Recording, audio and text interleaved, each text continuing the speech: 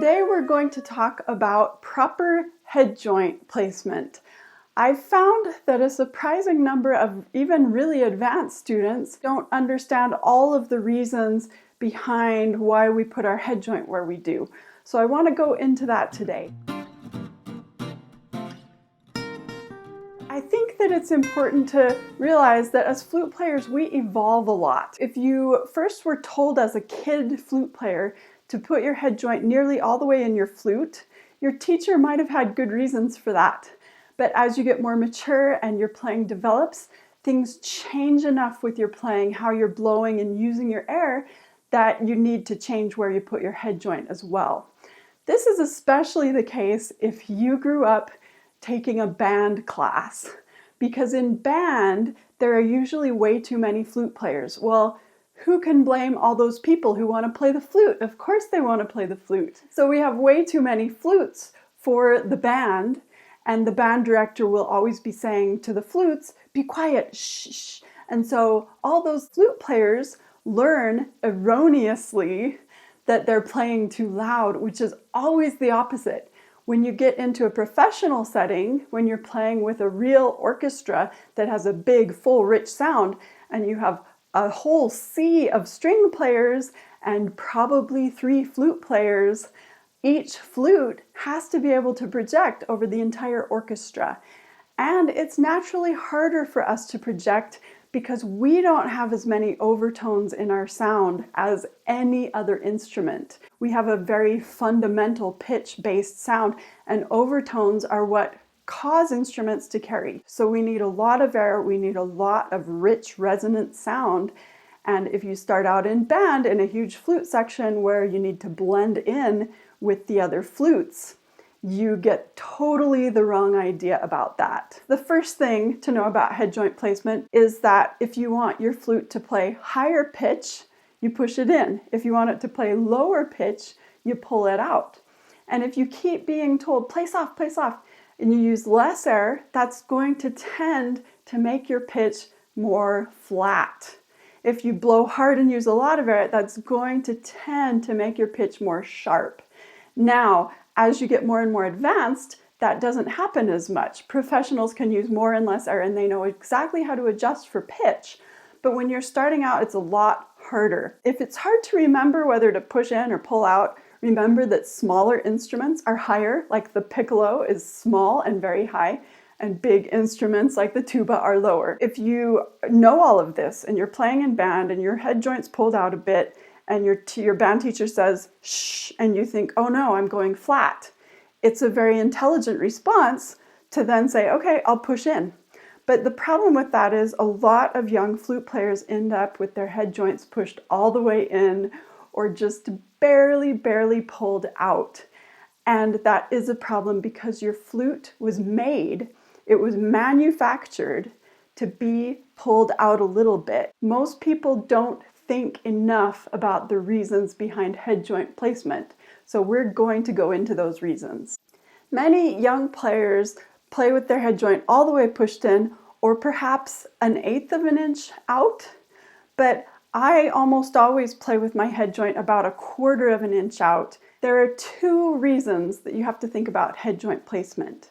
One of them is what we've been talking about, that if you're more pulled out or more pushed in, your pitch will be slightly higher or lower. But the other reason people don't think about nearly enough. When I say flutes are manufactured, they're made to be pulled out a little bit. The reason is not only so that we can hit the pitch at A440. It's because where the head joint is placed affects the flute's scale with itself. So if I pull my head joint way out, there's my head joint, I'm just going to put it in a little bit here. First of all, my C is going to be really flat. I'm going to play the C in the staff.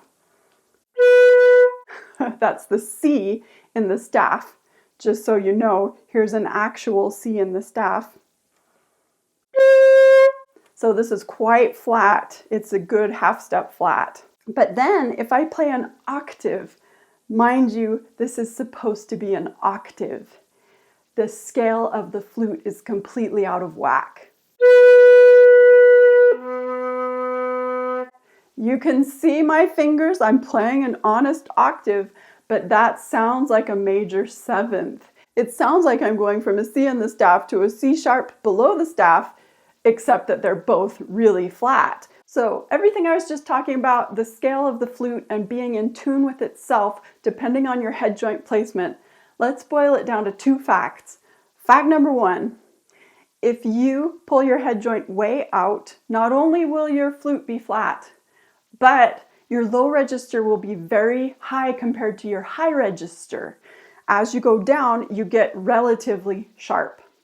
Fact number 2, if you push your head joint all the way in, your low register will be flat and your high register will be sharp. That is what can be a major game killer for young flutists, because most young flutists, the low register is flat and the high register is sharp, and they think there's nothing they can do about it.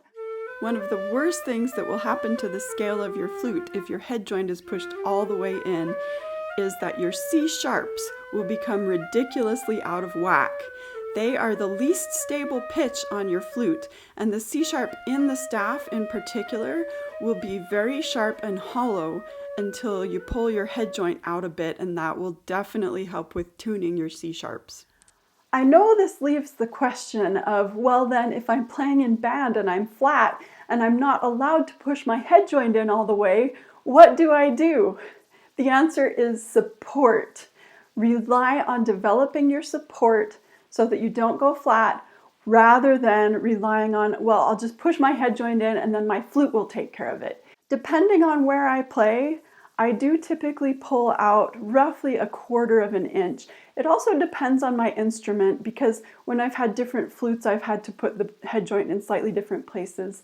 But if I'm playing in Europe, I often perform in Paris, and many of the pianos there are tuned to A444. And that means I have to play high enough with this flute that's meant to play A440 instead of A444.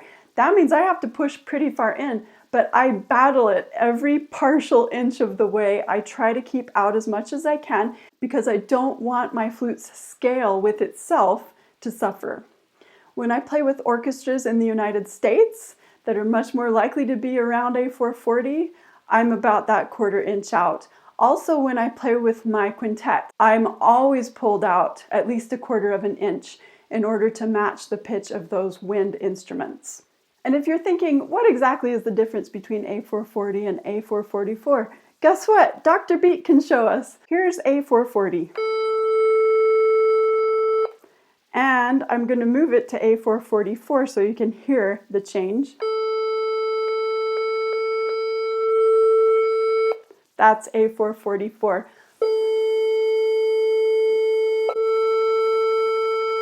I would just tell you, put everything I've said today to the test. Get out your tuner, try pulling your head joint out an extra 1/8 inch and go up in the high register, and I bet you'll be thrilled with the results. If someone had told me this when I was 11 and I was starting to work with a tuner and I couldn't believe how high my G sharp and my G were compared to what the tuner said it should be, this would have saved me so much angst as a young flute player. There are a couple of other things about head joint placement that are very important, and we may talk about them more in some other episode, but I just want to at least mention them today. Be sure that you have your head joint turned appropriately in or out compared to the rest of the flute. A good place to aim to put this edge here, the near edge of your embouchure hole, is right in line with this near edge of your C key. Professionals don't always put it exactly there. Most professionals, though, either put it right in line with that key or just the tiniest bit in towards themselves from that line. I aim for basically that line or the tiniest bit in towards me. There is a minority opinion that you could turn it out a tiny bit. And that's for another important head joint placement reason, which is that you don't want to cover too much. You don't want to cover your embouchure hole.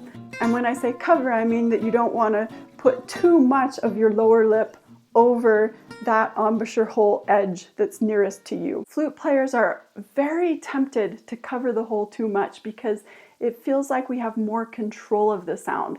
But what it ends up doing is making the sound less rich and full. It suffocates the sound a little bit because if your lips are covering that hole too much, your air doesn't have a chance to get down into the flute as well. One way that people like to just check on this is to close your lips and put the line of your lips in the center of that embouchure hole and then pull back. And that's generally a good place to be, like this. There are two things about that though. One is everybody's lips are different. I have very thin lips, but you can have nice full lips and still be able to play the flute really well, but you might have to find that placement for yourself depending on how much your lips would otherwise get in the way of the airstream. The second thing about finding where to put your lips this way is that you don't want it to become a habit that you rely on. I knew a couple of students in college that would do that every single time they played, and it was a little distracting to see that happen. So you want to find where your lips go and then not rely on checking that way. The other head joint placement issue that I want to talk about today, just at least briefly, is the head joint cork placement. There's a cork in your head joint. You can change where it is. I never change the placement of my cork because I send my flute in to my flute maker company, which is Burkhardt, and they check it for me. Whenever you get your flute adjusted, they will check your head joint cork. But if you're not sure, if things are wacky with your tuning and you can't quite figure it out, it may be that your cork is too far up this way in the tube or too far down that way. Again, either way is going to change your flute's scale with itself. If you want to check and make sure that your cork is in the right place, hopefully you know this trick. If you take your flute cleaning rod, you should have a little line towards the bottom of your cleaning rod. That is to check your head joint cork placement. If you put your cleaning rod up your flute head joint, that little line should be centered right in the middle of your embouchure hole, if you can see that. And I should note, it's basically in the same place for most cleaning rods, but you should use the cleaning rod that came with your flute, not just any random cleaning rod. You want to be sure that you're checking it correctly. And there are ways that you can change your cork, and the other thing is it needs to be sealing correctly. If it's not sealing there in your head joint, it's going to affect your sound as well. If you want to know how to change the cork, you can screw and unscrew this. If you unscrew it and then push in, the cork will move farther down the tube. If you screw, even though it's screwed in, if you screw it tighter and tighter, it will move the cork up the tube this way. But like I say, I don't want to mess my cork up, and I especially don't want to mess up the seal to make sure that that cork is sealing within the tube. Back at the beginning of fall semester, I did an episode on how to hold your flute, how to balance your flute well. And the reason I did that was because that's something I like to check with my students in person every year. And I can't do that this year because I'm teaching lessons over my laptop. This is a similar case, that if I were seeing my students in person every week, I would be checking their head joint placement in all these different ways that I've mentioned today. And over the laptop, I just have to trust them. I can't get their flute in my hands and check it out and make sure that it's all lined up right. So be proactive and check your flute. Make sure your head joint's pulled out a bit, maybe about a 1/4 inch. Be sure that your embouchure hole near edge is about lining up with this C key edge. And just check your cork placement. If you don't know whether or not you're covering too much, try to pull back a bit and just experiment. And have a great time being proactive.